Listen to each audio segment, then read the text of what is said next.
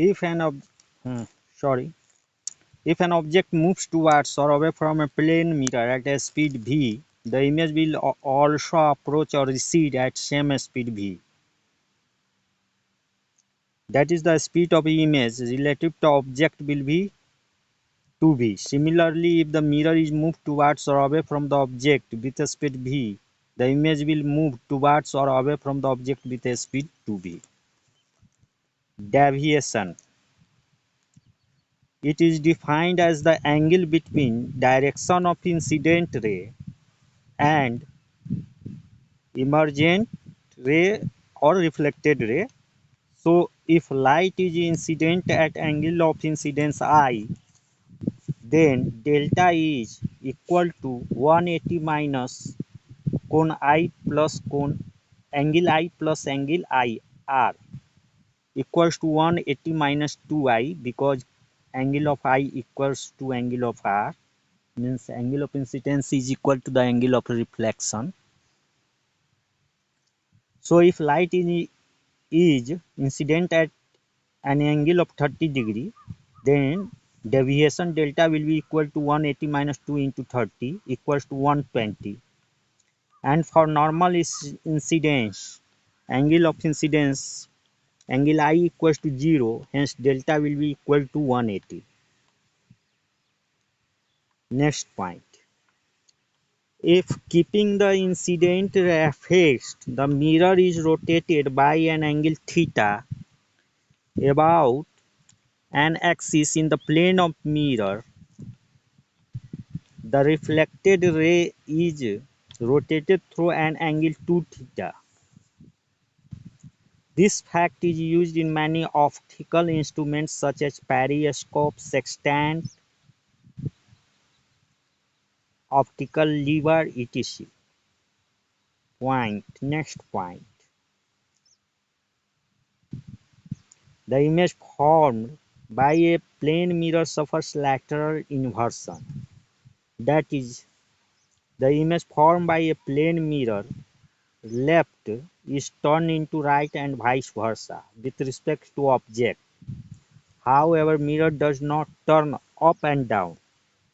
The reason for this is that mirror actually reverses forward and back in 3 dimensions and not left into right. Only z direction is reversed, resulting in a change of left into right or vice versa. Actually, a plane mirror changes right-handed coordinate system to left-handed coordinate system. Next point.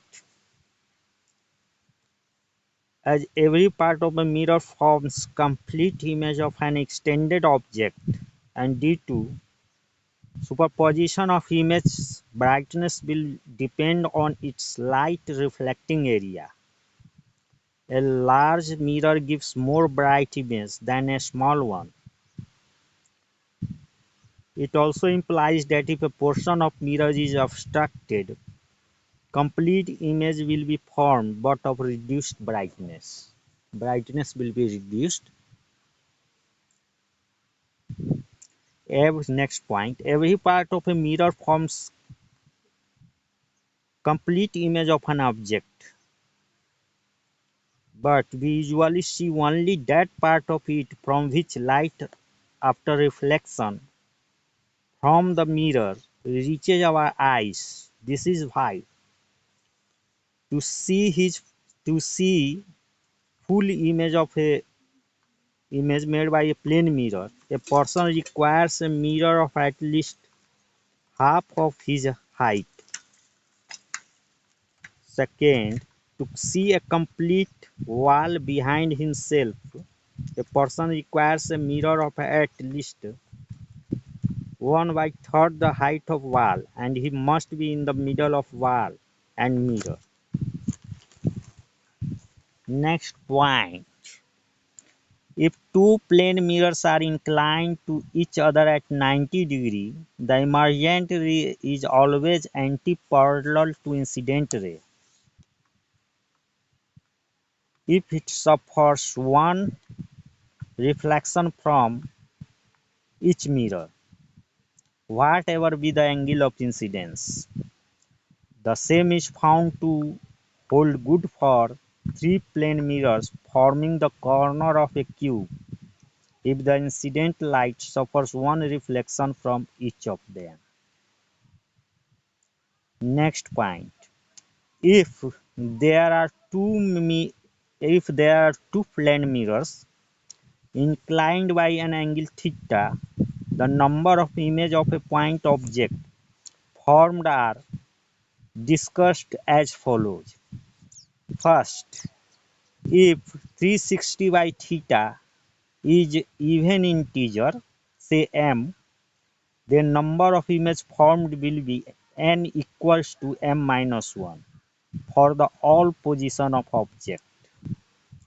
Second point, if 360 by theta is odd integer, say m, then number of images formed n equals to m if the object is not on the bisector of mirrors, and n equals to m minus 1, that is number of images formed will be equals to n equals to m minus 1 if the object is on the bisector of mirror.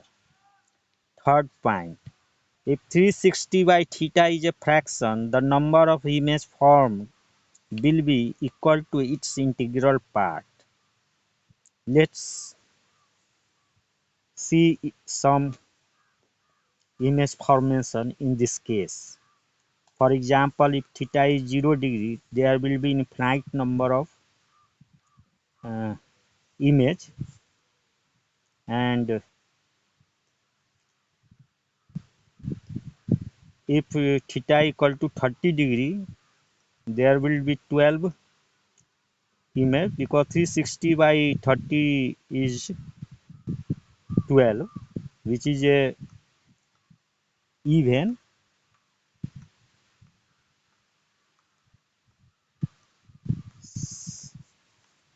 So asymmetrically there will be 11 image, and symmetrically there will be 11 image. Similarly, for theta equal to 45°, number of image will be m, value of m will be 8, and asymmetrically image will be 7, and symmetrically image will be 7. Similarly, we can calculate another image. The beautiful patterns observed in the toy kaleidoscopes are in accordance with this principle. In case of image formation by two plane mirrors inclined to each other, it must be kept in mind that a. If an object is placed between two parallel mirrors, theta equals to 0°, two parallel mirrors theta equal to 0°, the number of images formed will be 360 by 0 equal to infinity, but of decreasing intensity in accordance with I proportional to 1 by r square. B. All the images lie on a circle whose radius is equal to the distance between object O and point of intersection of mirror C and center C. See, two mirrors inclined to each other at different angle may provide same number of images. Example, for any value of theta between 90 and 120, the number of maximum image formed is 3. Thus, in turn implies that if theta is given, n is unique, but n is given, theta is not unique. Next point, the number of images seen may be different from number of images formed and depends on the position of observer relative to object and mirror. If theta equal to 120, maximum number of images formed will be 3, but seen can be 1, 2 or 3 depending on the position of observer.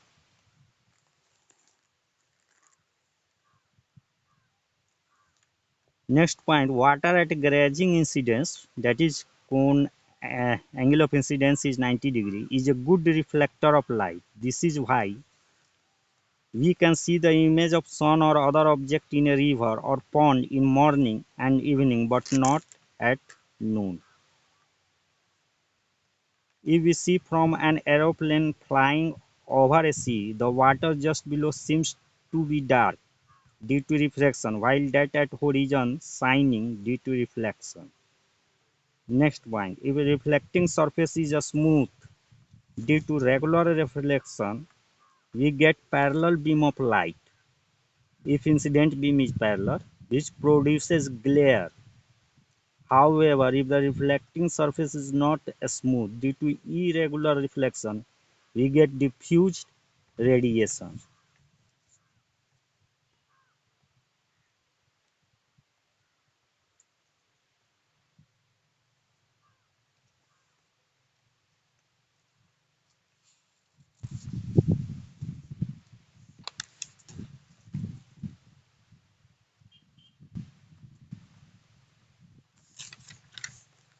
Why a thick mirror shows number of image of a candle flame? Which of these image is brightest? When we place a bright object such as candle in front of a thick mirror and look obliquely, we see number of images due to successive reflection from the front and back surface of the plane mirror. Of these, the first image is due to reflection at the unsilvered front surface of the mirror, so contains only a small fraction of incident light, say 10%, while the second image due to reflection at the silvered surface will contain most of the remaining light, again 80%, and so will be brightest. The rest of the image will be very dim.